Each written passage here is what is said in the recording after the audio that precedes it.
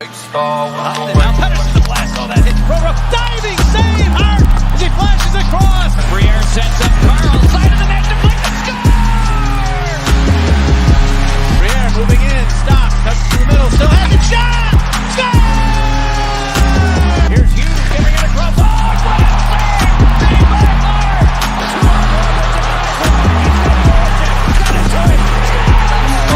He's an angle, short-handed mid! He scores! Up top, cruising his Provorov. He scores! Ivan Provorov! What is going on, everyone? Welcome back to the Florida Podcast. I'm your host, Amedeo Grassia, along with my partner, Chris Maher. We are live streaming here on the Painted Lines, TTP Sports and Flyers Fan Mania 93, as always. And for people who cannot tune into the podcast, it'll always be up on Spotify, Apple, wherever you listen to the podcasts at. And we have a lot of shit to get into. And I mean, a lot. Yeah, let's just get into it. We do. It's a lot. I mean, there's been so much stuff going on the past 2 days, and I'm just like, I've never been. This is probably a lie, but I've never been so excited as a Flyer. It's felt like I haven't felt this excitement to be a Flyers fan in so long. It's just like Chuck Fletcher is actually doing stuff, and it's making me excited. He's bringing in people. He's making the team different. He's trying to make the team better. I love it. I love it. I love it. I love it. The Phillies can go fuck themselves for all I care right now because they're losing 6-0 to the goddamn Braves. We're going to be with you guys for a couple of hours here, so definitely ask us questions, hang out with us, anything. Put that stuff in the comment section down below. And also an early congratulations to Chris Maher, who recently just surpassed 1,000 subscribers on YouTube. Definitely, congratulations is definitely deserved there. And honestly, if the Flyers have a really good season, I could see you getting the 5K. I could see that. If the Flyers have a really good season and you're consistent with all your videos, get over there to 5K dives. Shut up. I don't love Vinny Velasquez. Oh, Vinny V. No, I don't love Vince Velasquez. But let's get to the better topic at hand. We're talking Philadelphia Flyers hockey. We're talking about Chuck Fletcher, the best goddamn GM in Flyers history, making some moves. I don't think I've seen you this excited since I couldn't even tell you when. Honestly, I don't remember you being this excited. Maybe since the playoffs, and then that was shut down pretty quickly. Yes. Look, this is the first pure excitement since that playoffs. First pure excitement probably in a decade. Like, this is excitement. I haven't been this, even though I love talking Flyers hockey, I haven't been this. Well, the Ellis trade was the biggest trade, was probably the biggest thing they did since offer sheeting Weber. Yeah. So and that's easily, that right there alone is huge. Ristolainen, it's a big trade to get rid of Ghost to get some cap to bring in Risto. Yeah, that's fine. We could say it's an overpayment as one. You can hate on Ristolainen as much as you want, man, but it's a change. It's a change of scenery for him. Let's give this guy a chance. Right. Exactly. That's kind of my point. Listen, I think it's not that I don't like Risto as a player. It's just when you give up a first-round pick and 2 second-round picks in 2 days, when you trade the second to Arizona and then you trade the second to Buffalo, and then you add Hag in the mix. You know what I mean? So the cap is essentially the same because you get the 1.6 off of Hag, the 5.4, it evens out to around 4.5, whatever. Do the math. It's around the same cap hit, so that's fine. But one thing I will say, though, is that I really hope that they didn't just give up a first-round pick and a second-round pick for him not to extend, even though I think he will. If they've had inquiries, and I've talked to Buffalo for the last 3 years about Rasmus Ristolainen, I 100% think he will sign here. I think, he's still young. He's a big defenseman. He's got some offensive talent. There's obviously been times he's been kind of that liability, but I 100% agree with Bill Meltzer on this. I don't know if you've ever seen what Bill has said about Ristolainen, but when he was kind of put in the league, he was essentially thrown to the wolves to fix Buffalo's problems. And that's essentially what they did again with Rasmus Dahlin. Now, obviously, both of those things to both of those defensemen haven't really worked well, and that's why probably both of them look worse than they really are, especially Ristolainen, not so much Dahlin. But,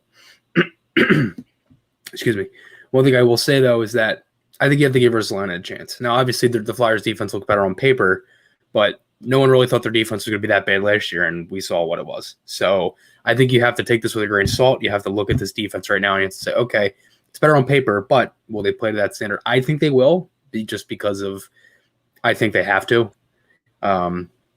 If they don't, then I don't even know where to begin. So at that point, I think for the most part, I think Fletcher's done a pretty good job, if I'm being honest with you.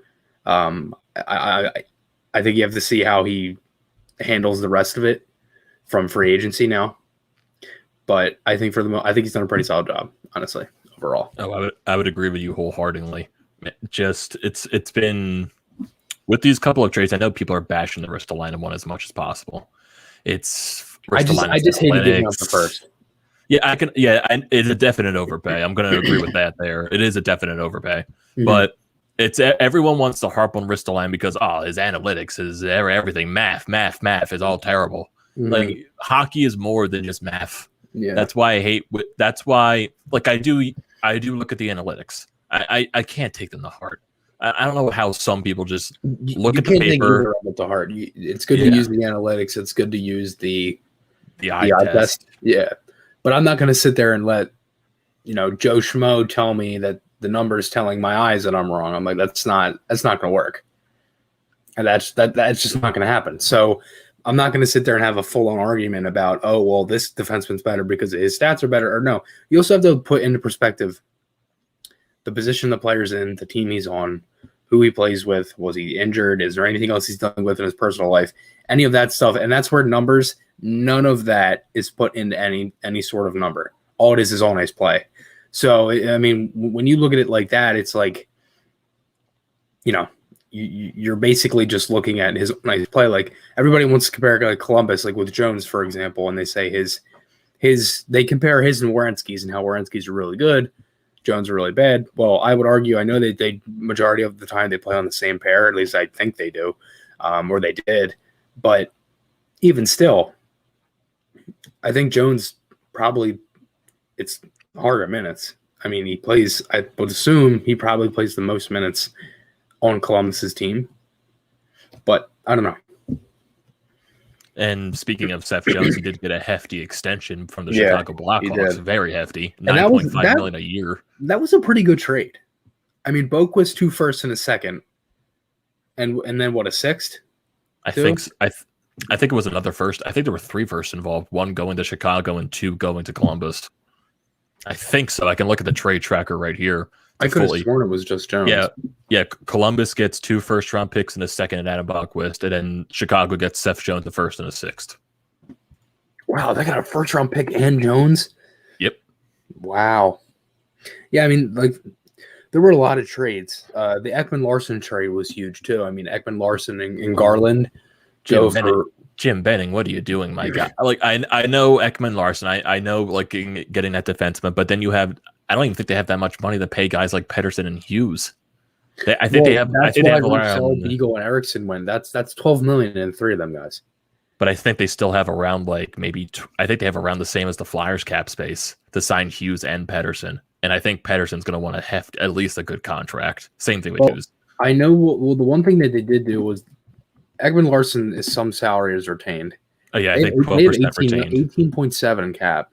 Okay, so they have something to work with. And they have to re-sign Sutter, Graovac, Dickinson, Boyd, Justin Bailey, Howard Chuck, Connor Garland, Jimmy Vesey, Elias Pettersson, and Mark Michaelis.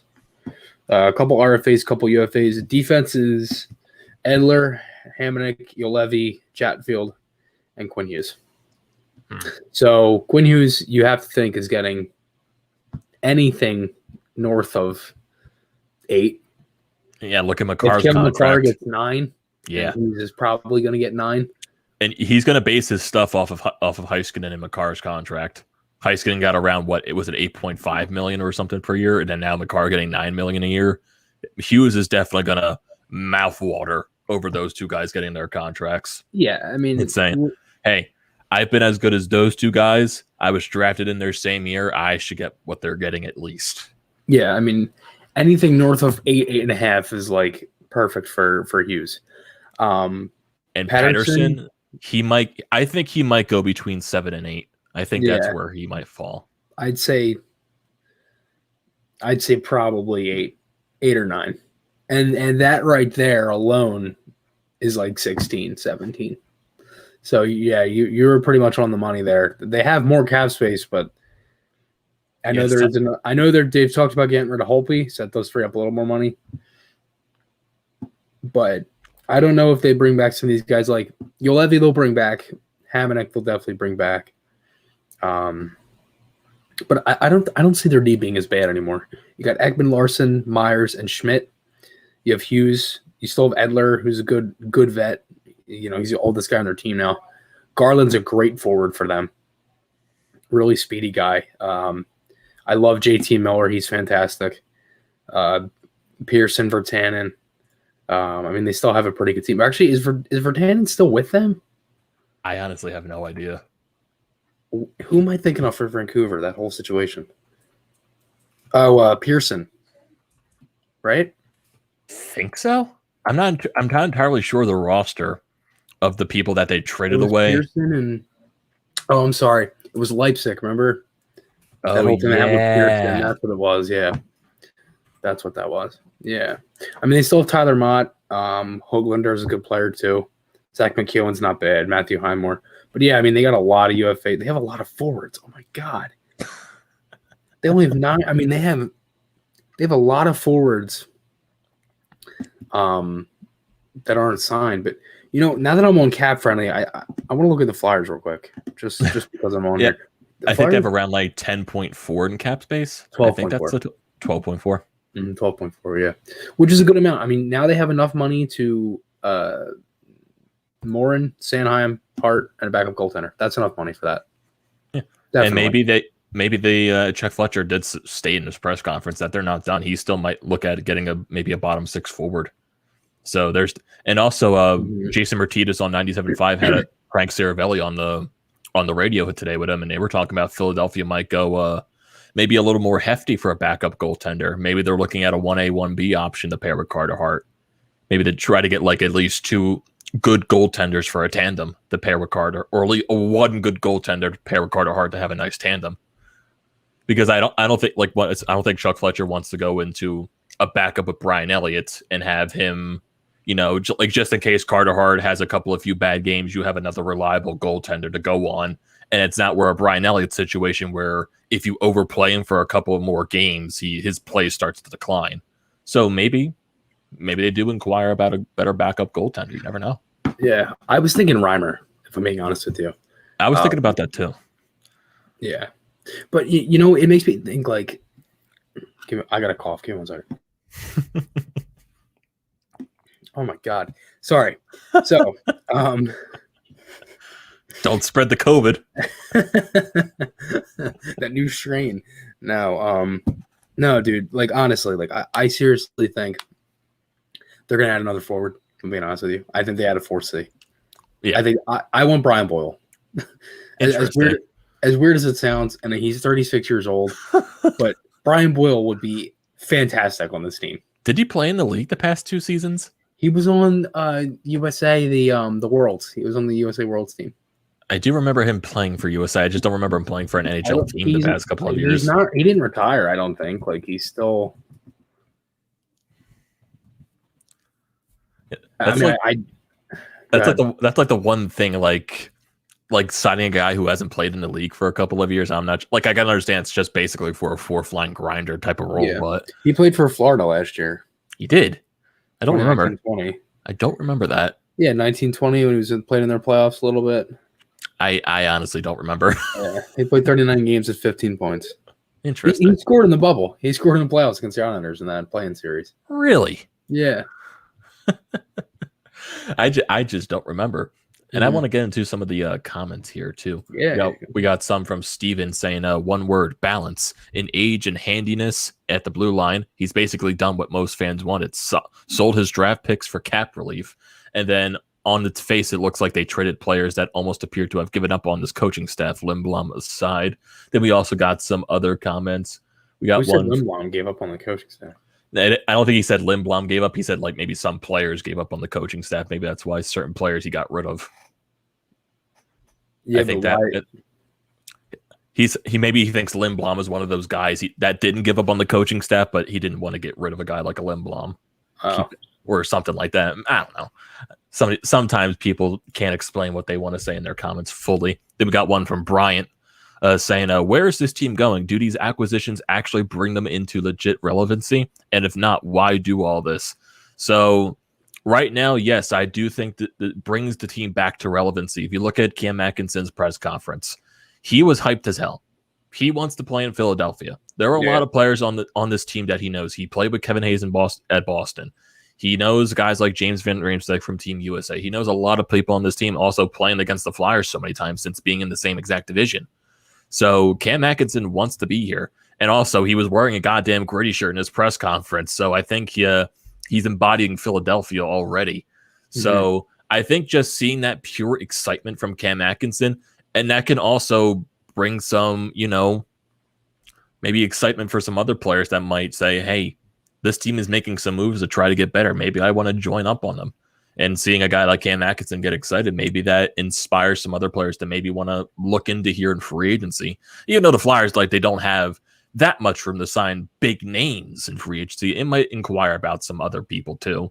If Chuck Fletcher trades for those pieces or he signs them in free agency, I think there's something to bring this team back to relevancy. And that's what Chuck Fletcher is trying to do, which I love what he's been doing so far. And then we got another one from Dave saying that I know you guys like the changes, but I can't help myself to liking Fletcher. Sorry. Yeah, Dave commented that a couple times on my vids. So Dave said he's apologizing because he's drunk. He doesn't like Fletcher. He can't help it. And then we got a good comment here from Dibes. Do you guys expect Cam York to be on the roster opening day? It's going to be a battle between him and Yegor Zamula, I think, for that bottom spot. But also Chuck Fletcher did state in the press conference after that long-ass second round, well, not second round, day 2 of the NHL draft, that there could possibly be another inquiry for another veteran defenseman. So it's definitely going to be a battle. I think Cam York and Yegor Zamula are definitely going to battle for that bottom pairing. I think York gets it, though. Yeah, I do think York gets it as well. I think eventually. Then I Dives wouldn't be surprised if the Flyers maybe use Zamula for his size. Never know. You never know. And that's the beauty of everything. And Dives also has a question on what's the latest with Zade Wisdom. So here's also an interesting too. So for players that played in the AHL last season, for people that came over from the juniors, since certain leagues were not playing because of the outbreak and the pandemic, that the NHL is trying to push for those specific players who played in the minors last year to try to pitch those to the OHL juniors, the Q, the WHL, if those players can just remain down in the minor league so they don't have to go back to juniors, which is something that could be beneficial for a guy like a Tyson Forrester, for a guy like a Zade Wisdom. So there's a lot of benefit there, and Zade Wisdom could be back with the Phantoms next year. So that is something nice to see. And then Sean Fitzpatrick still wants Vladimir Tarasenko. If only Tarasenko could have arrived. Chris, do you think with the Cam Atkinson move, do you think that puts the Flyers away from Tarasenko, or do you think they'll still inquire about him? Well, the first and Jake are gone, and the draft is over, so I'm assuming that probably not. But then again, if Buchnevich went to the Rangers and Reinhart went to Florida, that leads me to believe Tarasenko is out of St. Louis. I would think so. Philly, I have absolutely no idea, but I don't think he's a Blue anymore. No, I don't think he's a Blue at all. I know the other rumors penciled in Florida possibly going after him, but I think when they acquire Reinhart, they might not go after him. I think they still could. They might. They might. I still think they're going. I still think they will inquire on him, but I think another team like the Islanders is another team possibly. They cannot lose Tarasenko to the Islanders. Yeah, that's what I'm afraid of. But then again, it's like the Flyers can only do so much. Yeah. So it's not like if they were in a bidding war, that would be different. But yeah. Like Chuck Fletcher has done like a fantastic job already. Like if you want to like discredit the Ristolainen trade, he's done a fantastic job. But like there's gonna be players that they miss out on. They can't acquire everyone in the trade market. They can't acquire everyone in free agency. That's just unrealistic. If you're looking at it right now, then Sean Fitzpatrick he's so desperate for quality programming. I'm going to rewatch the Kraken expansion draft as opposed to the Phillies. Sean, I don't know. Are you trying to have a bad time? Just stick. Make sure you pause it right before that you get to the Carolina Panthers, and then you get everybody to be quiet. And then you listen. Everybody all sits there and listens to the Carolina Panthers and their pick. Sean, the only thing quality programming that you have to stick with is the Florida podcast right now. That's the only programming that you should tune your eyes to. That's definitely something to look into. And just going over all these other trades, because there were a lot of them. There were a lot of trades, but like still looking at the Flyers mostly. So I do want to look into the Ristolainen trade more, because Ristolainen is he's going to be a topic for a long time here because of the, back and forth between analytically and giving him a chance, everything. So going back to that trade, the Flyers, they sent Robert Haig, a first-round pick, and a second-round pick to the Buffalo Sabres for Rasmus Ristolainen. No salary retention whatsoever. It's just Rasmus Ristolainen for all of those things. So if you're looking at the straight-up trade itself, yes, definite overpay. Complete overpay. So I'm not sure if the Flyers had to cough up something extra to send Robert Haig over there. I don't know. I don't know. At the basis, it's an overpay. And then every big analytic nerd around the league saying this trade is terrible for the Flyers. Even some people on the Athletic it was just a big joke about it. They were like grading the goddamn thing a J for some reason. I have no idea why. They gave it instead of an F, they gave it a J. Like what the hell does that even mean? For the Aristo trade? Yes. That's stupid. Like, listen, I get it, but if you had teams that were looking to get a first-round pick or Cam York for Ghost, and then you had 7 other teams try to get that asked for a first-round pick back for Ristolainen, then I don't necessarily look at that as a crazy overpay now. Now, with the guy that Buffalo took, Isaac Rosen, I don't know too much about him. I don't think he was expected to go where Buffalo drafted him at. A lot of guys were like that. Yeah, everyone in this draft Simon was Robertson was a projected late first round, early second round. That guy went 78th. The guy that the Flyers drafted in the second round, I saw he was expected to go at least 26. Yep, in the draft. Samu Tuamala. I'm definitely gonna butcher that, but man, that kid reminds me of Line. Oof. Watching him as a fan, don't get me excited. on the left side of the power play, and don't get me excited. Spot, dude. Oh, it's just if you give him time, it's like sweet cheese. Like you might as well just give him the goal. You know what I mean? Like it's kind of like Ovechkin when he's winding up and the forward gets caught 2 over, and then you get the one timer and just like, yeah, that's a goal. And also and same thing with Ristolainen again. Like in his press conference when he was traded to the Flyers, like a lot of the quotes, like just look at it. He's coming into a new atmosphere. He's a guy that's played in Buffalo for so long, like Chris brought up earlier. He was thrown into the fire as soon as he was drafted, put into a top pairing role. Buffalo, they were in the midst of the rebuild at that point. They were a bad team. He was put up against all these top lines with terrible pairings with him. So, of course, that's going to stunt his development. That's going to very hurt a player coming into the league that early into a team that is rebuilding. So you look at it, maybe age, and he's still produced too. He's a good quality point-producing defenseman as well. And he's going into a new atmosphere, a brand new team, a brand new culture, brand new locker room, coaching staff, teammates, whatever you name it. Maybe that's going to be the best change of scenery that guy can have. And then he also states in his press conference, he's a guy that wants to be that pain in the ass to play against. He's a big physical guy. He's going to hit you. He's going to ram you into the boards. And that's something I feel like Flyers fans are going to definitely fall in love with, that physicality. The people that have been complaining for that physicality on the blue line. Ristolainen definitely brings that. Yeah. No, dude, I agree. I mean, I think there's a lot of things that he brings that not many people are too aware of. I mean, again, he was on the Sabres. He was on the Sabres. I mean, if that doesn't show you what again, Jack Eichel, I see my dad's coming. Jack Eichel, like, again, everybody talks about Eichel, right? How good Eichel is, how great of a player he is. And his plus minus is atrocious. And I know, you could sit there and say whatever about plus minus, but like when you just look at his stats, like his plus minus is horrible because he's on the Sabres. He's on the Buffalo Sabres. So look at Taylor Hall this year. Terrible plus minus, barely produced, and when he went to Boston, he was a completely different player. Ryan O'Reilly just didn't want to play good in Boston. And then once he got traded, not Boston, Buffalo. When he got traded, played a lot better in St. Louis, and he won a cup. Maybe players just want to get out of Buffalo. Yeah. Maybe Ristolainen just wants to get out of Buffalo. Mm-hmm. I think literally anyone could be better than Buffalo. Yeah. And then we got to bring up this comment from Ed talking about asking what am I drinking, wondering if that is a milkshake that I am drinking. If so, what flavor? Yes, it is a milkshake that I am drinking. Just plain old vanilla. Plain old vanilla. I was debating on what flavor to go to. I was just like, see you, Amedeo.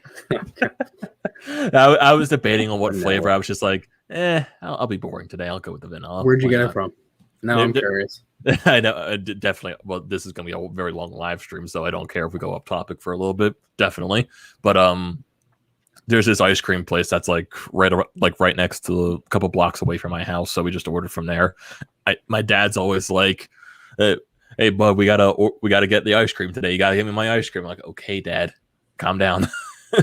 Like he's really obsessed with the banana ice cream from there. Nice, specifically the banana ice cream, chocolate jimmies. That stuff. That's what that's all he gets on his ice cream. He eats whipped cream. He eats all that stuff.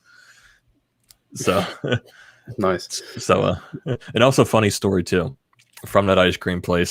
So they also have other different little snacks that I know very off topic. People we're talking about flowers for Christ's sakes, but I'm going into the topic of ice cream. But sorry, I remember when the bubble was going on and we talked about every player's different ice cream flavor. Yeah, we did. We also talked about goalie masks. Tried to guess that. Yeah, that was fun. So back to the funny story. So my mother they had like funnel cake sticks. So they usually come with like a little side dip of I think raspberry like sauce, something like to dip the sticks into. And then like I think I was up here like either recording a video or doing the podcast, and I heard my mother downstairs talking to my sister, and then all I hear is just like either I couldn't tell if it was laughter or screamed, and I went downstairs to see what it was, and then I'm like, "What happened?" And she said, "Oh, the raspberry sauce. It was ketchup." So she dipped the funnel cake stick into ketchup. I was like, "That sounds disgusting." Nice. Oh, look, I might get an ice cream cone. Interesting. Sweet. Dude, I'm looking at my phone. I'm sitting there. Draft just starts. Everybody goes upstairs, and I'm sitting there. I'm like, all right, I'm gonna get a good draft day. And I'm sitting there, and I see here Phillies acquiring Atkinson. I'm like, God damn it. I'm like, this is for Jake. And then you text me. I'm like, this is for Jake. I hear Jake 1 for 1. I'm like, oh God. Here come the waterworks. I'm like, no. I go upstairs. I go, Mom, they traded Jake.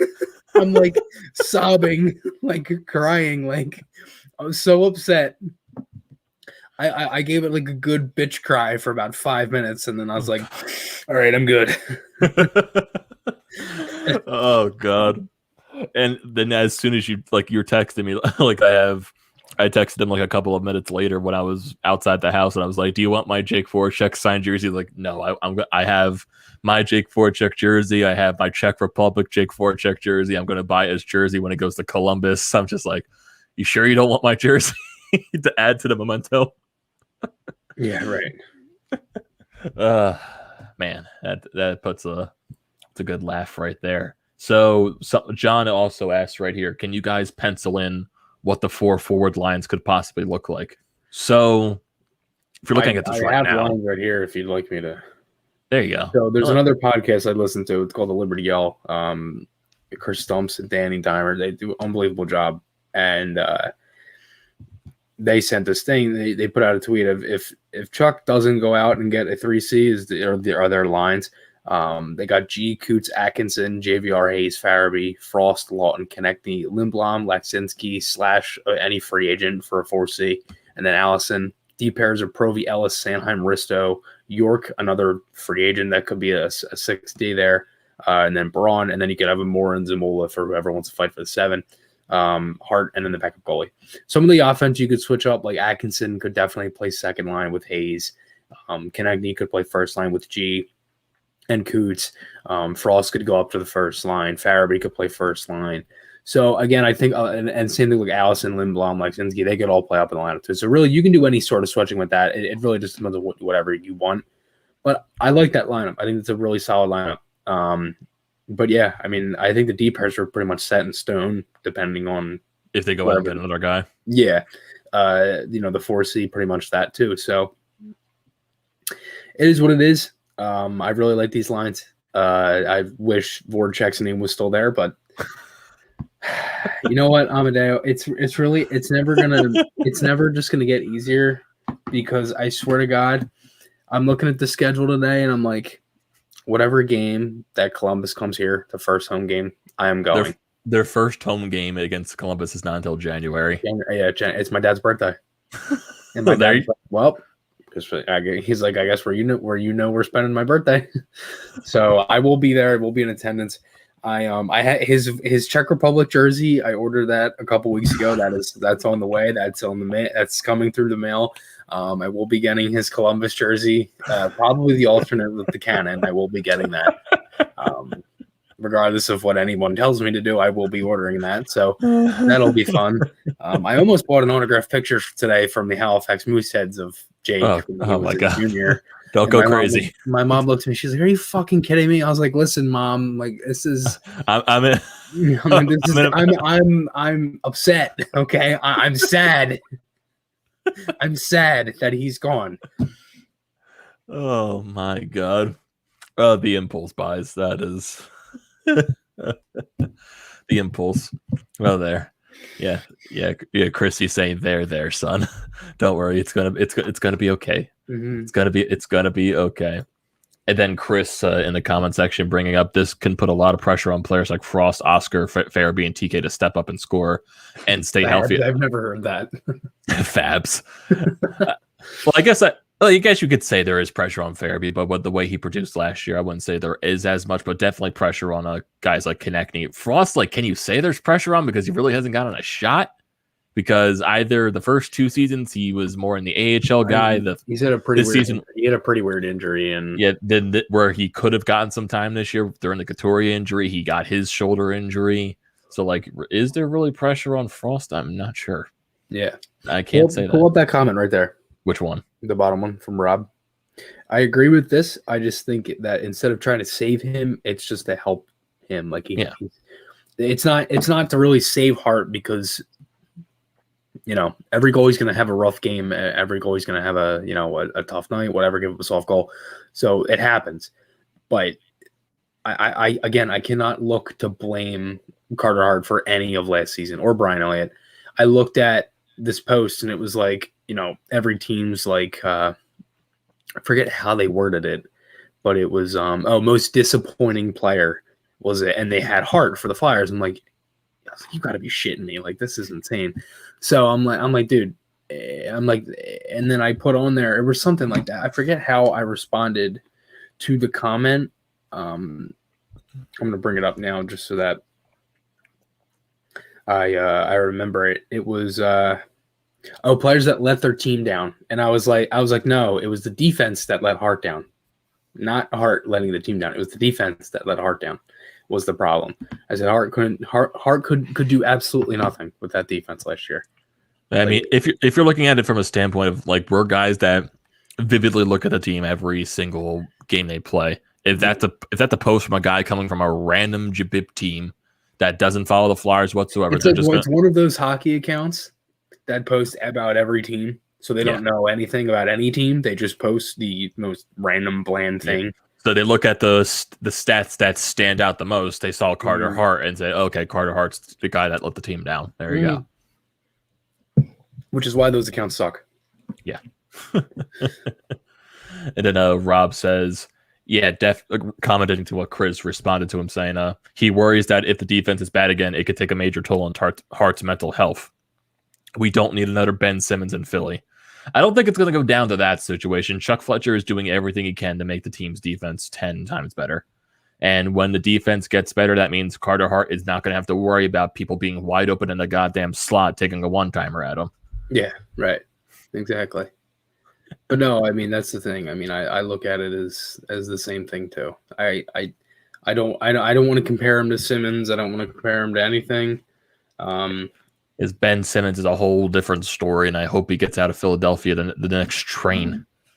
Hopefully, and that's for a guy like a Dame Lillard, but that's another topic for another day when that eventually happens. Hopefully it does happen, but same difference. Then we got a comment from Michael saying that he thinks Atkinson is a good example of what TK needs to become. Do you think TK has more upside?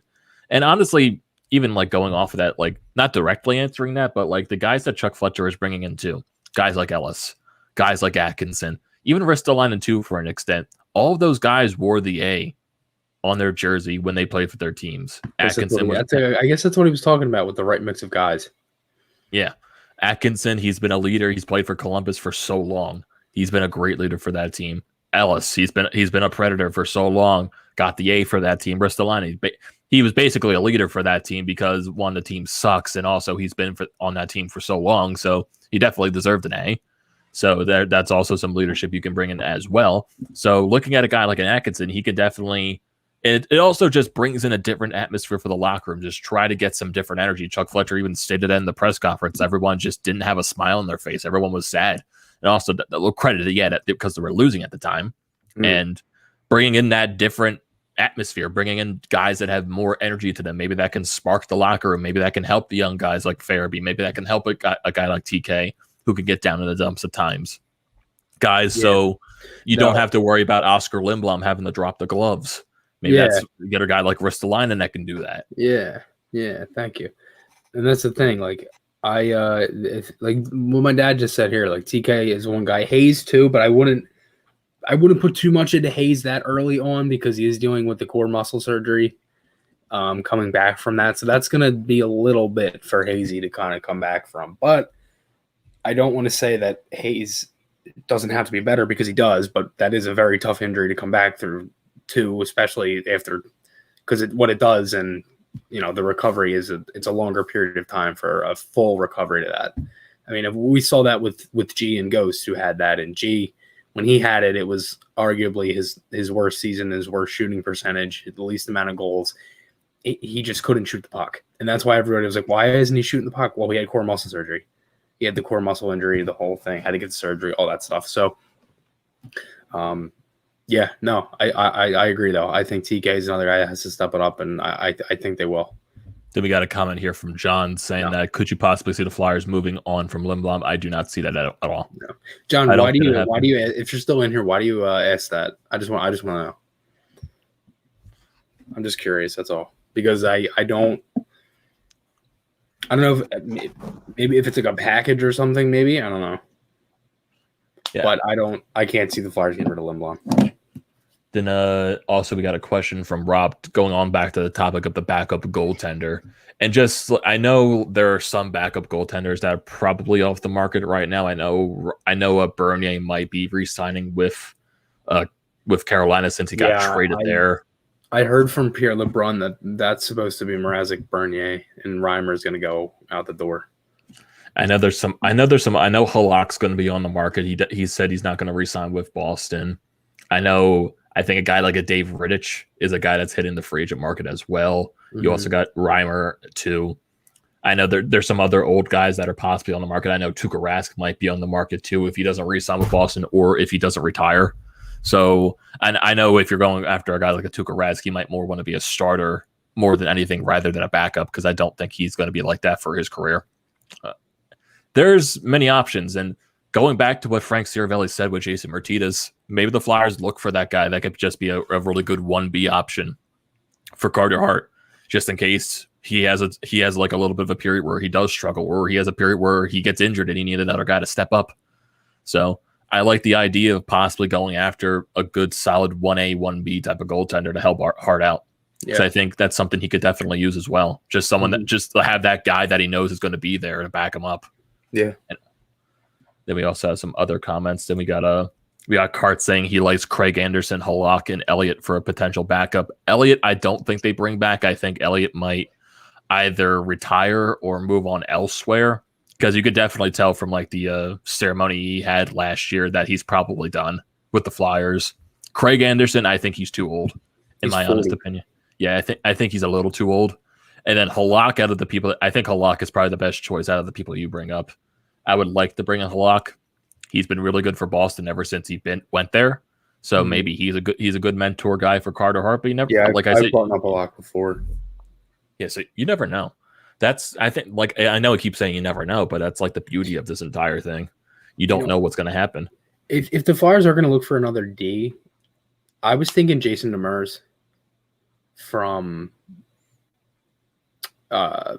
Arizona, but I don't know if that would work now with Ristolainen, and then you have Braun and Ellis. Then I have 3 right-handed defensemen. So I don't know if that would work, but I just wanted to get your thoughts on that too. If Chuck Fletcher's going to look for a guy that's probably just going to be more depth for the blue line, that's honestly any option could happen. He also mentioned, we brought up earlier, possibility they're in the talks of re-signing Sam Moran. Mm-hmm. So if he just wants to bring in more faces, more guys that can play either on that bottom pairing or can put up some competition for guys like Zamula and York to beat out for that bottom pairing, I'm fine with it. I'd definitely be fine with it. So anything that can make this team better, anything that can make the defense better, and that's what Chuck Fletcher has been striving about since the offseason started. Since all these moves have been made, he's been striving about team defense. And I know Ristolainen definitely is the question mark on defense right now, but bringing in a guy like a Ryan Ellis, bringing in a guy like a Cam Atkinson, both of those guys are really good. Cam Atkinson, a really good defensive forward. Ryan Ellis, a top defenseman in the league. You definitely improved your defense there. And there's definitely going to be some more moves. Chuck Fletcher did state that. So we got to wait and see. Rob also brings up speaking of goalies, didn't Boucher's son get drafted by Arizona? Yes, he did. He did. And I think that was one. I think that was one of the moves that was unexpected. No one expected Boucher's son to go that high in the draft. No, he didn't. Did he go to Arizona or did he go to Buffalo or Ottawa? No, he went to Ottawa. That was Shane Doan's son that went to Arizona. Right. Yeah. Yeah, that was Minnesota. No, he went to Minnesota. I think he went to Minnesota. I think he went to Ottawa. I could be wrong about that, but I do remember Ottawa drafting him. That could be Ottawa. Wrong. Ottawa. Okay. Yeah, Tyler Boucher 10th overall. Oh yeah, here's John's comment to your question, Chris, about Lindblom. I mean, the $3 million cap hit really doesn't. He was penciled in on the 4th line because of an injury. Well, injury. When I say that because of the cancer and all that stuff.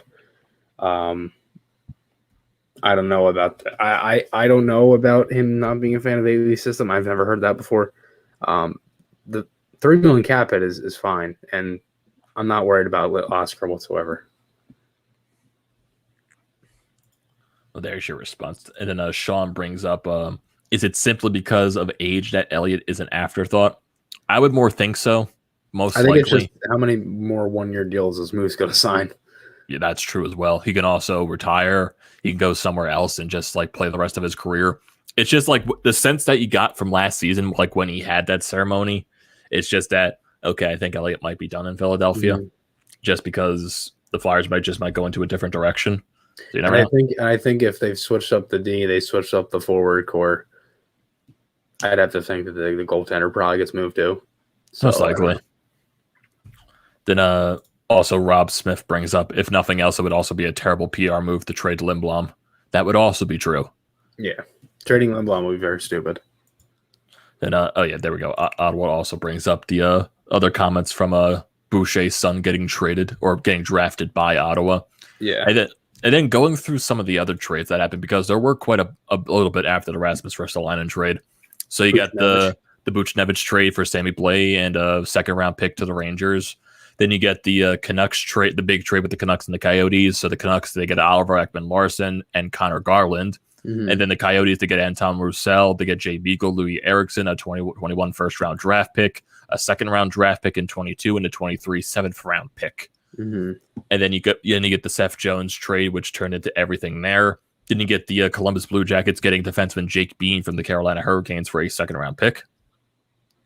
And then you get another trade with the Arizona Coyotes. This time it's with the Los Angeles Kings. The Kings get Braden Burke, Tyler Steenbergen for Cole Holtz and Boko Imama. I think that's how you pronounce his name. Hopefully I'm not wrong there.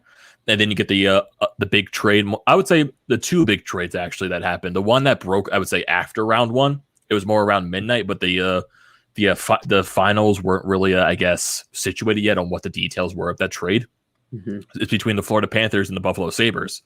Florida gets Sam Reinhart, and the Buffalo Sabres, they get the goaltending prospect Devin Levi and a 2022 first-round pick. Yeah. And then with the Philadelphia Flyers and the Columbus Blue Jackets, Chris is, for the reason that Chris burst a lot of tears today, sending Jake Voracek to the Blue Jackets for Cam Atkinson. So it's been a long day, long 2 days, I would say. There was one that we didn't bring up was Nedeljkovic for Bernier and a third, and then the other one was the fourth-round pick to the Kraken for Pitlick. Tyler Pitlick going to Calgary. That is also true. Those trades did happen. Yeah, and there were quite a few free signings as well. Yeah, Larson on the morning of expansion with Seattle. Yeah, the Larson, Alexiak, and Dreiger contracts have become official today as the Kraken officially announced those. Then you get the signings that happened on the 22nd. I'm not sure if we did bring this up in the last pod, but you got Mike Smith, you got Nedeljkovic, you got Rasmussen. Well, Nedeljkovic and Rasmussen signing with Detroit, Mike Smith with the Edmonton Oilers, Barclay Goodrow getting his extension with the Rangers. Yeah. Then you got Rudolph Balcers for the signing another 2-year extension with the San Jose Sharks. Then you get some of the signings that happened yesterday. You got Jamel Smith signing a 2-year contract with the Tampa Bay Lightning. Nolan Stevens, he signs an extension with the St. Louis Blues. You got Taylor Hall signing his extension with the Boston Bruins, 4-year contract, $24 million in total, $6 million per year.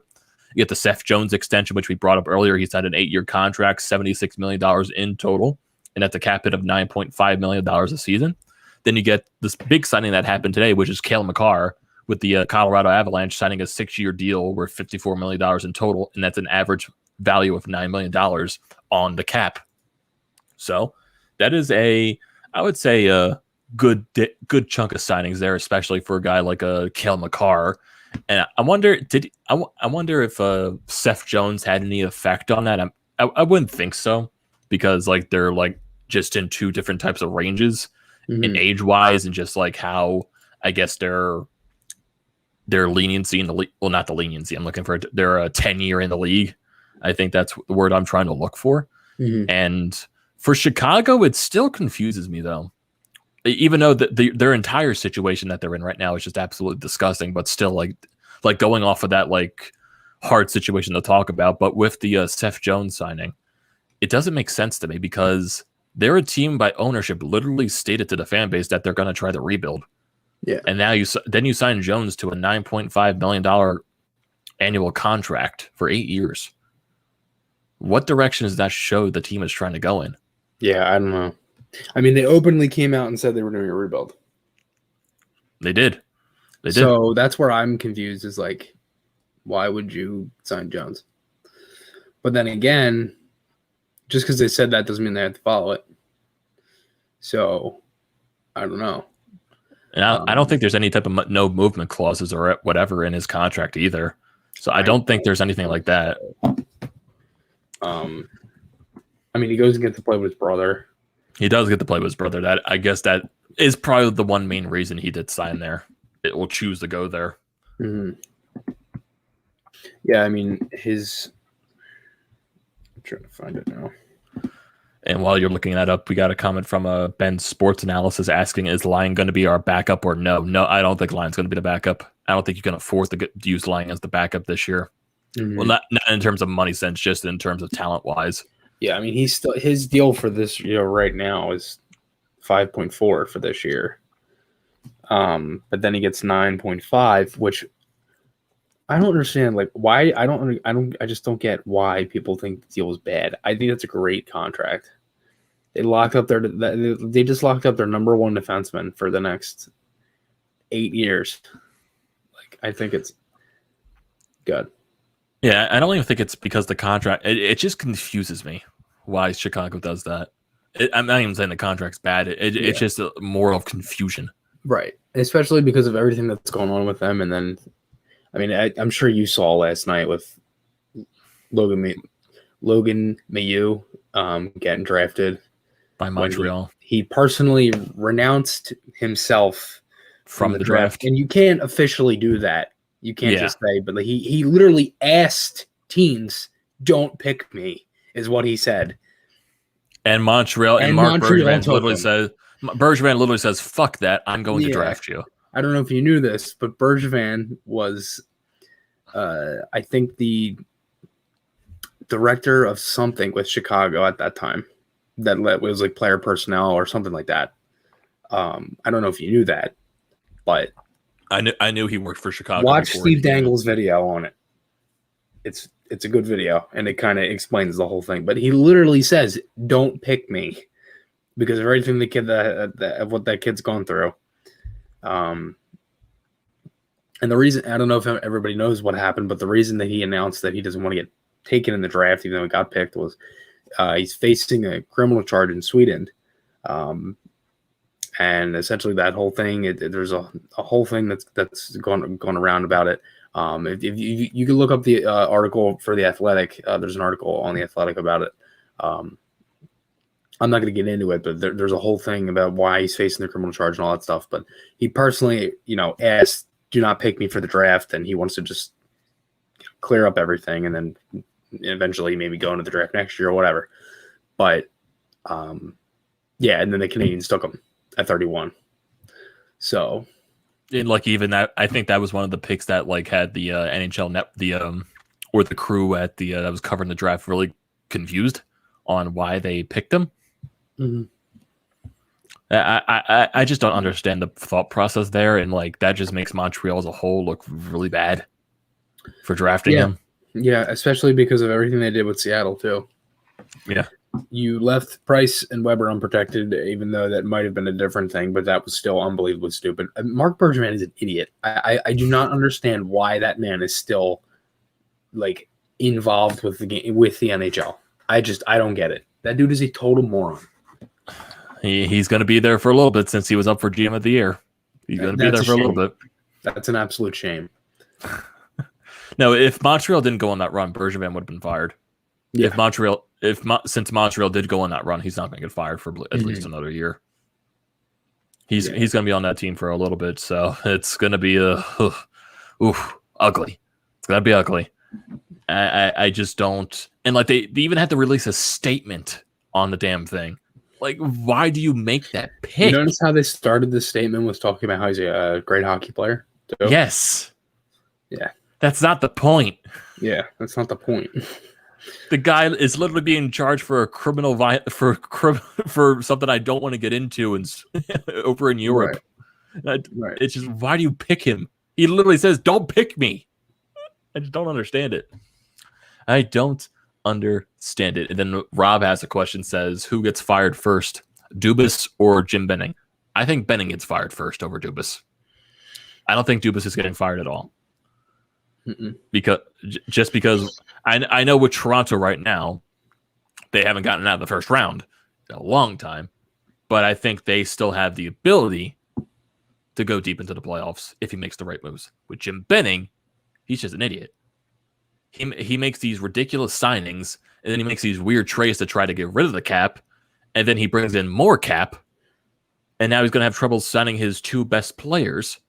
I don't know what he's doing. I think he's going to get fired eventually. And Vancouver Canuck fans have been asking that for decades. Well, not decades, but asking that for a while for him to get fired.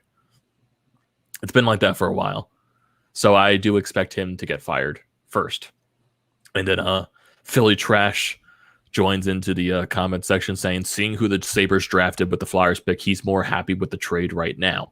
Yeah, I can understand that viewpoint because it's a guy that wasn't really expected to go, I guess, that high. He was expected to go lower in the draft, and the Sabres took a reach there. So yeah, I can definitely that kind of makes you feel better about the trade. But you don't know what that player is going to become, and right now you just got to focus on Ristolainen being helpful for your team. I guess that's the one way you have to look at it. Mm-hmm. Yeah, and then Joe Fisher also commenting on that, saying he also thinks Benning is going to get fired because of he does not understand the Oliver Ekman-Larsson deal. like I can understand getting rid of all that salary. He got rid of a ton of salary with those players that he had to get rid of, but then you got to take salary in return. So I guess Ekman Larson was the contract that he had to take back. And also Ekman Larson has been tied to Vancouver for a little bit too, saying he was like, those were one of the only teams he would accept a trade to. It's another vet that brings in, really helps what Arizona's trying to do there. He's a former captain. I don't know if he'd be captain in Vancouver because they don't have a captain at the moment. No, they do. Bo Horvat's their captain. Yeah, Horvat, right. Yeah. That was 2 years ago. They announced Horvat, right? I think he was captain last year. They announced it. Or it could have been 2 years ago, actually. Started 1920. Then we got Young Death saying, love your channel, just subscribed, keep up the Flyers content, love the moves that Fletcher made. A little questionable on the Rasmus trade, but the player-for-player swap that we won today, that we made today, we won that trade. Yeah, definitely thank you for the subscription here, Young Daz. Definitely be tuned to the Florida podcast, and either if you subscribe to my channel or you subscribe to Chris's channel, so definitely keep up to that. We appreciate it either way. Yeah, we appreciate it nonetheless, so yeah, it doesn't really matter there. Then Sean Fitzpatrick saying, damn, I'm old, I remember Mark Bergevin when he played. Geez, Sean, you are old. No, I'm kidding. Damn, Sean. Damn. Then Canadian division conspired to Bergevin getting an extension, 4D chess moves. Man, that honestly, yeah, blame the Canadian division. Yeah, I feel like that's the because honestly, Montreal fans have also been begging for Bergevin to get fired for a while now. Yeah. But now, now with that, I mean, he's not going to get fired now. I just took him to the finals, but like, dude, that dude is just such a moron. He is. And once with like everything that right now that's going on with Montreal, Shea Weber might not even play anymore with all the injuries that he got playing in the playoffs. Well, we do know Price is ready. Yeah, Price is going to be ready, so that's nothing to worry about there. But then just like, is the team going to bounce back in a normal like state of things in a normal division against the teams like Florida, Tampa Bay, every other team that's in the Atlantic division, Montreal, Boston? Can they keep up with those teams? You don't know. You definitely. And Sean Fitzpatrick saying Bobby Clark is my captain. God damn it! So you're talking about that old. Yeah, that old when Bobby Clark was the captain, huh? Then another comment here about, has the Tarasenko ship sailed with the Atkinson trade?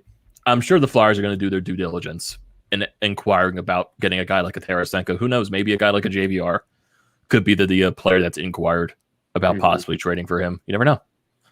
Never know what's going to happen. But yeah, just hopefully if Tarasenko does not end up going to the Flyers, you just got to hope it's not a team like the Islanders. I think that's the only thing you got to pray for, that he does not go to a team that's in your division.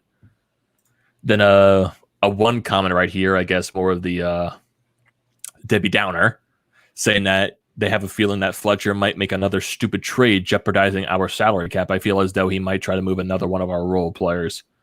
And I don't think he's going to make a stupid trade that ruins our cap space. I don't think that's going to be possible. He knows the situation that we're in. He has to re-sign guys like Sanheim and Hart, and teams aren't willing to take on gigantic contracts to put themselves in a bad contract situation. So I don't think that's going to happen. I feel like you're being a little too of a... I think you're just waiting for something bad to happen just because everything has been pretty decent so far. So I wouldn't be too involved in that. Oh, and Young Daz, what's my channel name? It's TTP Sports. It's one of the channels that's live streaming the podcast right now. So definitely, if you do subscribe there, definitely thank you for the subscription and thank you for tuning into both of our channels for this podcast. Since that was, I'm assuming that was for me then. Thank you for the support. I appreciate it. Then we got another comment from Sean saying, do you think the forwards are a bit on the smaller side? I guess you could say that's a little bit of something, yeah, because there are quite a few small forwards, but maybe Atkinson, he's a small guy, but he's a rat. Well, the Flyers are small on paper, but they never play small. Yeah, I think Atkinson, he's more of a guy like, yeah, he's small, but it's the same thing with Ryan Ellis. He's like small, but he plays he's small, but he plays a physical game. Yeah, it reminds me, like, he's not afraid to get into the dirty areas. Yeah. And then we got at least Chuck Fletcher is trying. So yeah, Chuck Fletcher has been doing great. And wait, what are the initials DD for? Is doing nothing. Is that for? I'm not entirely sure who that's supposed to be for. Then we got I would rather pair Cam York with Ristolainen, and then I would rather pair York with Ristolainen than Sanheim with Ristolainen. Your thoughts on that? I think the top 4 is set. I think it's going to be Provorov, Ellis, Sanheim, Ristolainen, and whoever you pair on the bottom pairing with Braun. I think that's how the defense is going to shape up. But then also, it's Alain Vigneault. It's his team. He can do whatever he wants. Right. So I'm not entirely sure. I think majority of the pairs are going to be flip-flop. Like, you'll definitely see York with Risto, Sanheim with Braun. Like, you'll see a bunch of shit. So you're going to see a bunch of different guys. Especially earlier in the season. Especially in training camp, too. The only prayer that's set in stone is Provi Ellis. That's like Niski Provi. That's not getting broken up. Yeah. If they're both healthy, they're both fine. It's not getting broken up. Or if Ellis doesn't get suspended like Niskanen did for the one game in the playoffs. Hopefully that doesn't happen. Yeah, when he crushed that Gallagher in the face. He got him a good shiner there, didn't he? Yeah.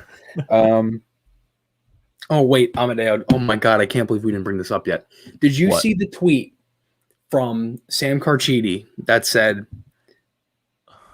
Fletcher said, or I forget what it said completely, but I have to bring it up now because I was like, who asked this and why? Because it makes absolutely no sense to me. But it goes, just wait. I'm waiting. G will remain the captain, Fletcher said. Oh, God. Who in the right mind would even ask that? I forget what the guy was. I think his last name was Parent, and he was asking about moving all the role guys out of the locker room, guys like Vorcaek and stuff, guys like getting all those other guys out of the lineup out of the locker room as well. Does he think G could be a guy that's moved or like put into a different role or something like that? And Chuck Fletcher basically shut that question down. No, G's the captain. It's basically all it is. So. And it's funny too. I was listening to my good friend Hunter Brody on his Flyers podcast today, getting really hype as ever. He's never been more excited to talk about Flyers in the past couple of years, and of course he got the one caller that asked him about we got to move Giroux. Like Chuck Fletcher's moving all these veteran guys. We got to move Giroux. I'm like, and Hunter was just like, man, why didn't I expect this? am I dumb or to not expect this? Or it's just like, why? Why is that always the goddamn comment?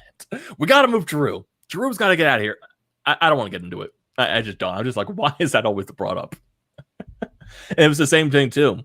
When I was out with my father today, he saw one comment about, or if it was one of his like hockey buddies that commented on like a Facebook post or something like that. Oh, we got to move Giroux too. And my dad was just like, why? Every time. Then we got a comment from Al. Okay, the DD initial was from Dave Dombrowski. Okay, I understand what you mean now. Yeah, I don't know what the Phillies are doing. I kept thinking Darren Dreger. I'm like, he's not a GM. Pierre Maguire might be a GM soon. He's with the scouting department with Ottawa. Mm-hmm. Does it mean he's not doing TV anymore? No, he's with Ottawa. Wow. So Al asked, you guys like a Ristolainen or Ellis? You guys like Ristolainen or Ellis will be the pronger we need in the locker room leadership wise. I think definitely, like I don't think they're going to bring the same impact as a pronger leadership guy, but definitely it's going to be a different atmosphere. They're going to bring a different energy into the locker room. Definitely look at Ristolainen's comments. I think he has the spark. He has the swagger. He has a different type of energy to him. And same thing with Ryan Ellis. Like Ryan Ellis he's been through everything. So yeah, it's a different change. Is that Joe Fisher? Is that Joe Fisher from the Flyers fan club? Because if it is, that is amazing. Thank you, Joe, for coming in. But no, I mean, I agree. I think the core did need a little bit of a shakeup. I didn't even really see it as that much of a core. I kind of just saw it as it was 3 guys that have been here for a while. And I guess if you want to say it's a core, then sure. I mean, now it doesn't matter because they're not here anymore, but whatever. I just don't necessarily think there's anything that you could really take away from what those guys did that was as bad as people made it to be. I think it was just everything was just so drawn out of proportion, especially with Vorcaek. I mean, regardless of what anybody wants to say, that guy got so much shit for absolutely no reason. I mean, the fact that he had to block that many people on Twitter, and I know it's probably like, whatever, but like, I just don't feel like dealing with it. You know what I mean? I wonder how many Columbus reporters now are going to get blocked, or Columbus fans are going to get blocked now. Oh my gosh! I think this is one of the best comments that I've seen in regards to just being a fan. They are a better team than they were before the offseason. That is the only thing you can ask as a fan. Yeah, that is the only thing you can ask. That comment is so funny. It's a very cheesy comment, but it's true. That's the only thing you can ask as a fan, is that they're a better team. No, not that one. Which one? The second one under that one. The second one. Trade Carchidi for Pierre McGuire. Oh my god. And then we got one from Sean Fitzpatrick saying Ristolainen has a simple task to do: go out and maim people on physically on defense. Yeah, literally. That's it. These are some good comments here. People definitely keep putting them down, and I see that we have like over 50 viewers here. Jeez.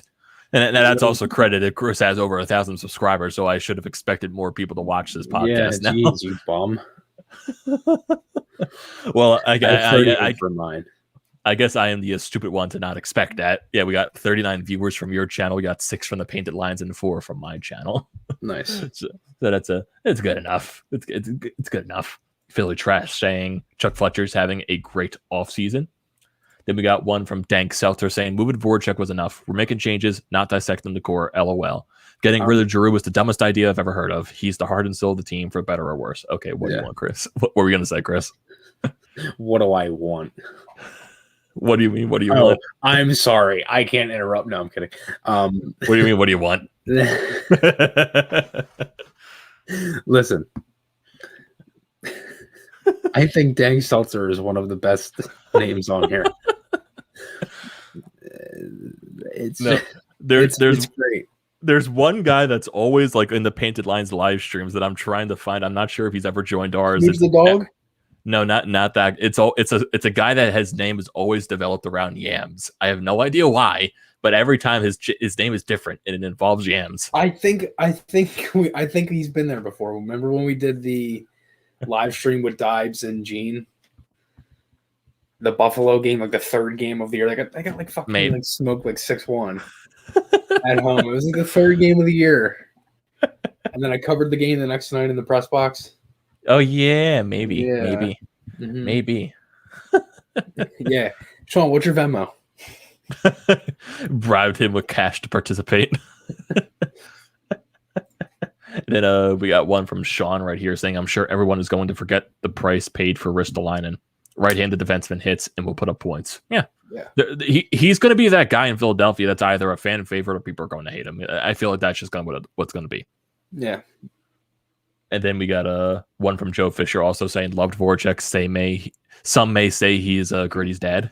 That could, or he could be Gritty's brother. You never know. We got one from Bully asking, who do you think is going to be the backup for Carter Hart? They're going to go after someone. Yeah. Either that's free agency. We talked about that a little bit earlier. A couple guys we mentioned were Reimer, Halak, maybe Riddich, Schneider. No, I'm kidding. No, hell no. Why? You can't bring in the NBC guy? Maybe we can bring in the rebound of Henrik Lundqvist coming off his open heart surgery, maybe. But I know Lundqvist said he still wants to play. But he does. Would he still be under a contract with Washington? Since he technically hasn't played for them? He would. It was wasn't it a 2-year deal? I'm not sure, actually. I'm not sure if it was a 1-year deal. Well, he was put on LTIR, I think. He still could be a property of them, so that could be something. I do remember seeing on the free agent list of goaltenders that he was one of them. So maybe it could have been a 1-year deal. I'm not entirely sure. Then and someone already said that Atkinson is one of their favorite Flyers already. Seems like a great guy. And if you're already a fan of Atkinson, his number is going to be 89. So if you either want to get the T-shirt of him, get the jersey of him, there you go. Mm-hmm. And it's weird too. So we got Ryan Ellis. He's going to wear number 94. Atkinson is going to wear 89. What do you think Ristolainen is going to wear? Because he wore 55 in Buffalo, but that's Morin's number now. 55. What do you think? What numbers are still available for the Flyers to wear? there's a good chunk of them. I think he wears one of a high number. I think he does. I don't think he's going to go for one of the lower numbers. Or he honestly, 8 is available since Haig's not here anymore. So 8's available now. It's interesting. I'm thinking like Al, are you saying JVR for Carey Price? 55 is still available. 55 is still available. I thought that was Morin's number. Morin, yeah, but Morin could change it. Yeah, it's also true. Ristolainen cannot wear 88. Sadly, that's retired by Eric Lindros. He cannot wear that. I would love 78. Specifically, that was Belmar's number, wasn't it? Do you remember who wore 75? I do not. Hal Gill. You remember Hal Gill? I do remember Hal Gill for a little bit. Yeah. I also remember freaking Chris Vandevelde because he wore 76, and Chris Vandevelde was being loved to use by Dave Haxtell. I think Risto should wear 68 for. I thought you were gonna say 69 for Yager. There's no 69 on this list. That's hilarious. No player in the NHL wears 69. No player. Not wear it? I'm not sure. I don't think wear it. I don't think so. I know Igor Larionov's son who plays in the KHL, he wears 69. I think that's the only hockey player I've seen wear 69. I don't think it's a rule that you can't wear it. I think it's one of those like undisclosed rules. Andrew Desjardins wore it.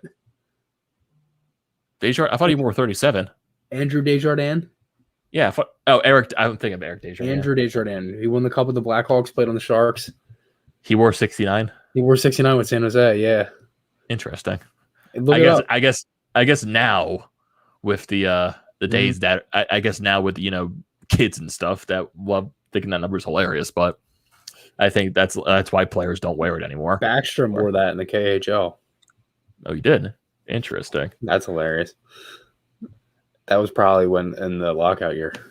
And then we got John saying 77 would be a great option for a guy like Ristolainen. Mm-hmm. Dank says you can wear 69. It's just a really strange number. What about 97? Does he want to go to the route of McDavid's number? Does he want to do that? I don't know. Ronan wore it. He did wear that as well. I love Farabee at 86. That's amazing. I do love that number. I'm trying to think of like what's a obscure number that Ristolainen can wear. I'm trying to think. Gonna go with random. I'm trying to think of a random ass number.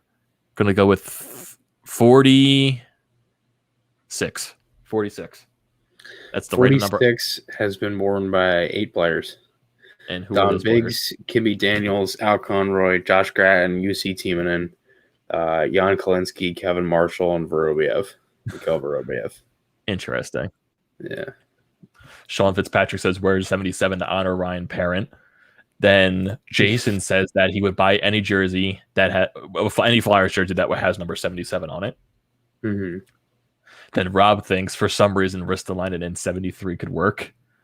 And then John says he had a Ryan Parent jersey. Epic fail. I feel bad for you. Joe Fisher says a Flyer wore 69 when his jersey was ripped in a game. Who was that?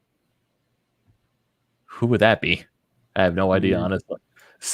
Hart thinks 65 would be a good fit for Ristolainen. And then a famous YouTuber says wear number 36 to honor Zach Ronaldo. Never know.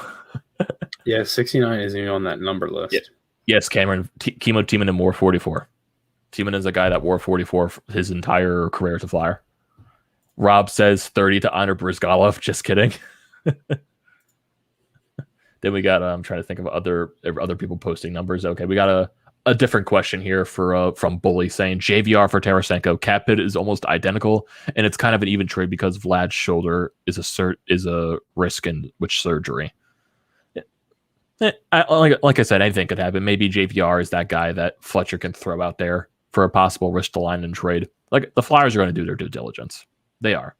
Do I think they're going to get Tarasenko now? Maybe not. And then, I don't think so now.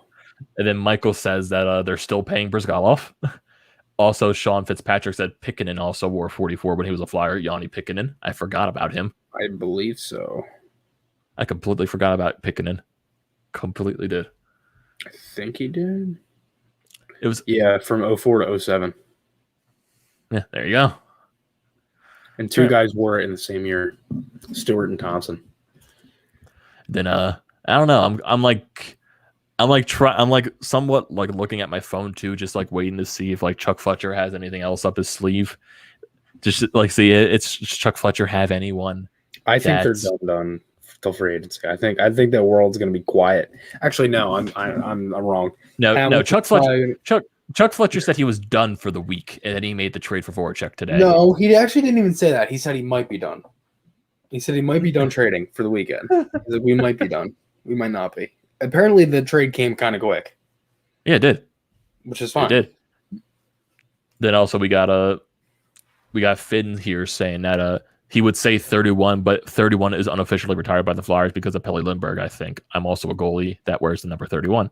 Yeah, I don't think any Flyer has in the Flyers Hall of Fame. Yeah, so I don't think any Flyers can't wear any of the numbers in the Flyers Hall of Fame. And then they retire numbers too. I don't think that was because didn't Braden Shen wear 10 when Leclerc's number was in the Hall of Fame? Well, the Flyers Hall of Fame? Because Shen wore 10. Well, wasn't Shen gone before he was put in the Flyers Hall of Fame? I don't think so. I think Shen was traded in the 16-17 season. Right after that. Wasn't Leclerc put in that next year, or was that the year before? He was put in the same year as Lindros. So it had to be. You're right. Yeah, where did I get that from? It's players that numbers retired they can't wear it. I don't think there's a restriction of them wearing people that are in the Flyers Hall of Fame. I don't think there's a restriction there. But there was. That is one question too that I know it's like a random topic. Like, who do you think the Flyers retire next in terms of numbers? Because Leclerc, Mark Recchi's in the Hall of Fame. Leclerc's not in the Hockey Hall of Fame yet, but I don't think he's ever going to get there. But maybe Briere. That's the thing. The Flyers have this tradition where they only retire players that make the Hockey Hall of Fame. I think that's just been their tradition forever. Besides Barry Ashby, who they honored for his number retirement because of his death. Mm-hmm. So I do think that I was always going to think maybe now with Hay gone, maybe they do retire Recchi's number. And isn't Recchi, is he still a coach with the Devils, or was he just hired by the Devils? Mark Recchi, I think he's an assistant coach with New Jersey because I knew he got fired from Pittsburgh. I think a couple of years ago. I think he did get hired by Jersey as an assistant. And also, I would wish they would retire Gagne's number just because one, that's biased because of me, and I just love Simone Gagne. Yeah, September 8th, 2020, he was hired as assistant for Lindy Ruff and the Devils. Yeah. Okay. Yeah, Gagne. It's weird. I would imagine, like, do you think they're ever going to put Gagne in the Flyers Hall of Fame? Because I don't think he's there yet. I wish they would. Because I would think players that eventually get added to that would be Gagne. Yeah, Gagne. They had his retirement night.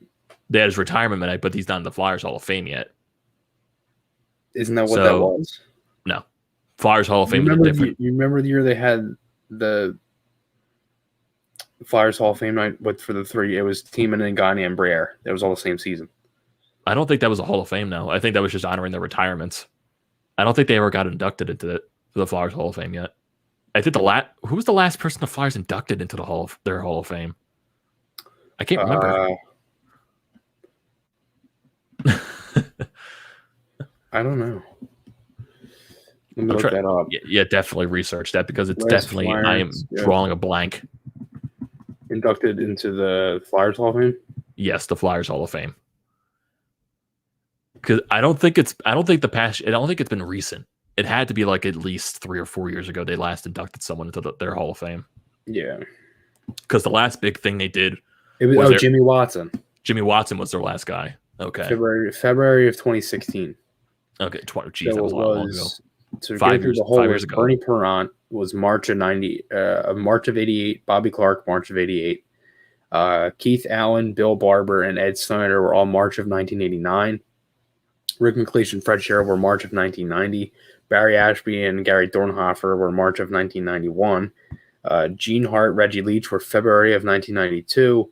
Joe Scott and Ed Van Imp were April of 1993. March of 94 was Tim Kerr. Joe Watson was February of 1996. Brian Propp was March of 99. Mark Howe was April 2001. Dave Pullen, March 2004. Hextall was February 2008. Dave Schultz, November 2009. Eric Lindros and John LeClaire, November of 2014. Eric Desjardins was February of 2015. Rod Brindamore was November of 2015. And then Jimmy Watson was February of 2016. They haven't inducted anyone since 2016. Yeah, I do think the next guy, was Mark Recchi in there or no? No. I would think the next guy could either be Mark Recchi, Simone Gagne, or either Briere Timonen. One of those four. I think that's the next guy they might induct. Yeah. And in terms of number retirements, that's going to be tough. I honestly think once Claude Giroux retires and he's in eventually, if he does become, Giroux is second all time in Flyers points, right? Or is he third? Second. He's second. Okay. Yeah. So when Giroux retires, I think the Flyers will bypass their little tradition, and I think Giroux eventually gets his number retired. I think if he doesn't make the Hockey Hall of Fame. Yeah. I think if Giroux does win a cup, if Giroux wins the cup, he's a Hall of Fame easily. He's going to have over 1,000 games. He's going to have 1,000 points. Yeah. That's the one thing that'll if Claude Giroux doesn't win a Stanley Cup, I think that's the one thing that'll prevent him getting into the Hall. If he does, I think he will eventually get in there.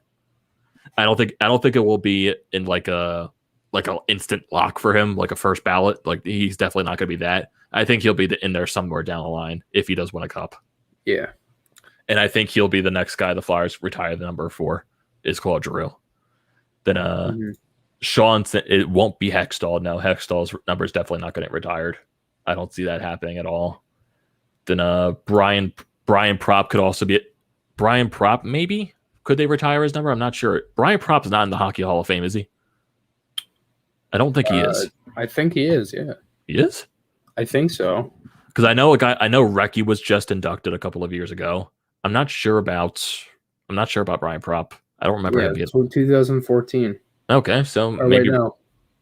Sorry, that was the Flyers Hall of Fame. Rural Hockey Hall of Fame in 2002.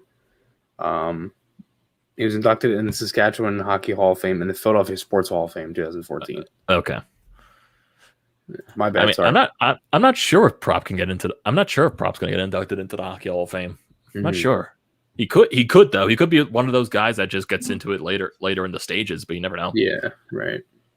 Then we got a different question from Robert saying, could the Flyers have made a deal for John Klingberg from Dallas at $4.2 million? I just think he'd be a nice fit here. What do you mean by $4.2 million? Do you mean like a sign and trade or sign and free agency? Because I don't think he's a free agent. You would have to trade for Klingberg. But I know there were rumors about Klingberg and the Flyers possibly during the season. But I think those rumors died down very easily. So I don't think Dallas is eventually going to. I don't think Dallas is going to part ways with Klingberg. I don't see that happening right now, especially like with Heiskanen too. Well, who knows if Klingberg does hit free agency and he wants more money, he might hit free agency. But I don't think the Flyers will go after him. Not entirely sure on that. Then we also got maybe Ristolainen can wear number 22 for Rick Tocchet. That's also a big possibility. I don't know. Do you have any other random numbers for Ristolainen to wear? Any odd ones or something that can honor a Flyer? 58 maybe. 58. Yeah. Since maybe Nolan Patrick's not here anymore, maybe he can wear 19 for Scott Hartnell. Could, yeah. It's a possibility. Yeah. And also, Joe Fisher brings up the point free agency starts July 28th. So we got time. There's a couple of days. So that's Wednesday, right? So we got Sunday, Monday, Tuesday. Never know. Never know. Chuck Fletcher can make a move. He could. He could also just wait until free agency. I feel like if he goes one day without a trade, Flyers fans are going to erupt. Chuck, what are you doing? You haven't made a trade in a day. Somebody's going to be like, wake up, Chuck. Wake up, Chuck. Come on. Yeah. You got to do something. Then we got a question from Alex saying, what do you guys think about Wisdom and Forrester playing this year? I think as Freddie Freeman just demolished the ball, off the second deck, and it's now 10-1 Philly Braves. Jeez. Sound like the Nick Castellanos freaking joke. So going back to that question, thoughts about Wisdom and Forster playing this year. I think they'll be down in the AHL with the National Hockey League trying to do that rule to try to get the guys to try to get the junior players that played down in the minors to stay there. So I think Forster and Wisdom are going to get more time down in the AHL. So I think that'll be really good for their development. Also, Joe brings up another number for possibly Ristolainen 15 or 25. You can't wear 25 because that's JVR's number. Mm-hmm. So maybe 15 is in question since Niskanen's not here anymore, and Niskanen wore 15. So maybe that's also. And then Ristolainen could also wear Tyrell Goulbourne's number, the legendary Flyer, number 56. That could also be something. Then Renee Cruz has an interesting question. What do you think about the Owen Power to the Sabres versus our Rasmus Ristolainen? Two completely different types of players. Rasmus Ristolainen, I know there is a. I know he was drafted 8th overall. There was a lot of expectations for him. He was thrown into the fire into a terrible Sabres team. He stayed with that terrible Sabres team for a while, and now he's a Flyer. So let's see where that goes. For Owen Power, didn't he say he's going back to Michigan for another year? So we might not even play in Buffalo? Yeah. He's not playing in Buffalo this year. Might be best for him. Yeah, I think a lot of those guys will probably get, like, Luke Hughes is going to be down in Michigan. They're going to be stacked. Yeah, Michigan's going to get stacked. They're going to have a great program this upcoming season. They did last year too. They did that last year as York, well. Power, Beniers, Postejov. There you go, Chris. Someone's also already replacing Vorcaek's number for Ristolainen, number 93. No. Oh yeah, John Freelupo did wear 15 as well when he was on a short stint for the Flyers. Ty McGinn did too. Yeah, Ty McGinn did. I forgot about Ty McGinn. Mm-hmm. Then Dank Seltzer says Owen Power is the next Sanheim. Big, but not physical. Not sure about that comparison, but you never know what can happen with the way players develop. But he's not 18 sure. years old. Yeah, so you never know what could happen. So I think we're very close. We've been on here for a while. It's almost been an hour and a half. But it's been a nice time talking to everyone here. Oh, yeah, I guess to wrap up, because we really didn't get into the draft picks from the Flyers, so I guess a quick wrap up, Chris. So since you're better at prospects in the draft this year than I am, so why don't you go over some of the Flyers draft picks that they got this year? Yeah. Before we wrap this up. So they pretty much assessed every need positionally. They go Samu Tuomala, a sniper right wing from Finland in Karpat in Liga. That kid's a sniper, as I said. He reminded me of Line A a little bit earlier. They go a goalie in the third round, Alexei Kolosov, who was an overager. He was 19. He didn't get drafted last year from Belarus. Plays in Dynamo Minsk of the KHL. Put up some pretty solid numbers. He reminds me a lot of Askarov, a little bit of Rene and Saros in him, too. He's got that flashy kind of style. Brian Zanetti is a left-handed defenseman. I don't really know Zanetti too well. Swiss defenseman. He's young. He's got some decent size to him. As for Ty Murchison, he's another defenseman from U.S. program. He's a guy that actually knows Cam York a little bit. He had recently played in a roller hockey tournament with him. Ethan Sampson's a right-handed defenseman from the WHL. He's got some decent size as well. And then Owen McLaughlin is a center who's actually from PA, from Spring, PA. But yeah, they assess every need. They take a goalie early, get the sniper right wing, which was great. Tuomala was a great pick. He was a guy that was supposed to drop, or actually supposed to go around I said this earlier, he was supposed to go around late first round, early second round. And I was very surprised he was there for the Flyers to take him. But yeah, I think that was a great pick. And I thought the Flyers had a pretty solid draft overall. I mean, it seems like they assessed every need possible. They went with their 3D. Yeah, I thought it was a pretty solid draft. Yeah, I agree with you there. I do like the second round pick. So I want to see what that kid can develop into, but he probably won't be in the league for a little bit, maybe 3-4 years. So there's some time to associate with there as the Braves just hit another long home run into the left field second deck. And now the Phillies are losing 12-1. Oh God. Oh yeah. And Ronald Therese is on the mound. That's why. Why is Taragas on the mound? Because they're losing by a wide margin, and I guess Joe Girardi does not want to waste a bullpen arm on this bad game. Oh boy. Oh boy. So They stink. we are going to we definitely do stink. The Phillies do. But the Flyers, right now they don't. Chuck Fletcher is making a lot of moves. And I think this is going to end this podcast today, everyone. There's a lot of stuff. Flyers get Ristolainen. They get Cam Atkinson. Jake Vorcaek is no longer a Flyer. We wish him all the best of luck in Columbus. Hopefully he has a great career, rest of his career there. I'm going to cry now. Chris is going to cry, and I am going to scream in joy for the rest of the offseason. So I want to thank you, everyone, for joining this edition of the Florida Podcast. Hopefully we can enjoy whatever Chuck Fletcher does in the next few days or so leading up to free agency. It's definitely going to be a very exciting time, and you definitely want to stay tuned with us when the Flyers make those next moves. So definitely stay tuned for that. Don't forget to subscribe here at the Painted Lions. Check all of their links, and everything is down in the description below. Don't forget to follow us on our separate Twitter pages, FNG Maher for Chris on Twitter, and it is Amedeo Grassia 98 for me on Twitter. For YouTube, it's Flyers Fan Mania 93 for Chris. Get him to that 5,000 subscriber mark. He's getting there. He'll be there by the end of the season. I count on it. And for me, it's TTP Sports. And also, just don't forget to check out the Florida Pod merchandise website. That link is also going to be in the description below. And for people who somehow did not tune to this live stream, it'll most likely be on Apple, Spotify, wherever you listen to your podcast at. So if you want to stay tuned for that, definitely do that. So thank you for joining, everyone. And we will see you next time.